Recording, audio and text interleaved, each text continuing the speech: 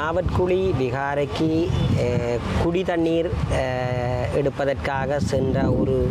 சிறுமி ஒருத்தி அங்கிருந்த பௌத்த துறவி ஒருவரினால்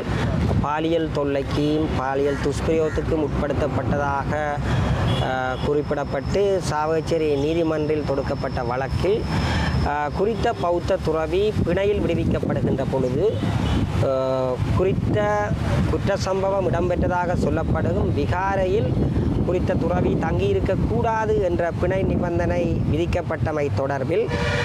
பலாங்கொடை கஸ்யப்ப தேரர் ஒரு பத்திரிகையாளர் மாநாடு ஒன்றை கூட்டி அந்த மகாநாட்டிலே அவ்விதம் சந்தேக நபரான அந்த குறித்த பௌத்த துறவி விகாரையில் தங்கியிருக்கக்கூடாது என்று விதிக்கப்பட்ட பிணை நிபந்தனையானது வடக்கிலிருந்து பௌத்த மதத்தை அகற்றுகின்ற ஒரு சதி முயற்சி என்று குறிப்பிட்டமை தொடர்பில் அது நடைபெற்று கொண்டிருக்கக்கூடிய ஒரு வழக்கு சம்பந்தமாக அதனை திசை திருப்பும் நோக்கில் வெளியிடப்பட்ட கருத்து என்ற அடிப்படையில்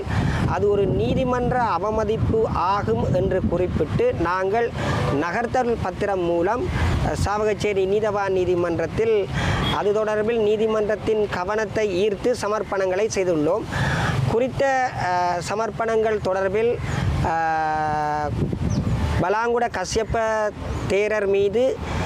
நீதிமன்ற அவமதிப்பு வழக்கு தொடுக்கப்பட வேண்டும் என்பதாக எங்களுடைய விண்ணப்பம் இருந்தது. அது தொடர்பிலான கட்டளைக்காக வழக்கு இன்றைய தினம் நியமிக்கப்பட்டு இன்று கூப்பிடப்பட்ட போது எங்களுடைய சமர்ப்பணங்களின் அடிப்படையில் மன்றின் அவதானிப்பாக குறித்த சந்தேக நபரான பௌத்தவிக்கு தன் மீது விதிக்கப்பட்ட பிணை நிபந்தனைகளை இதுவரையில் மீறவில்லை என்றும்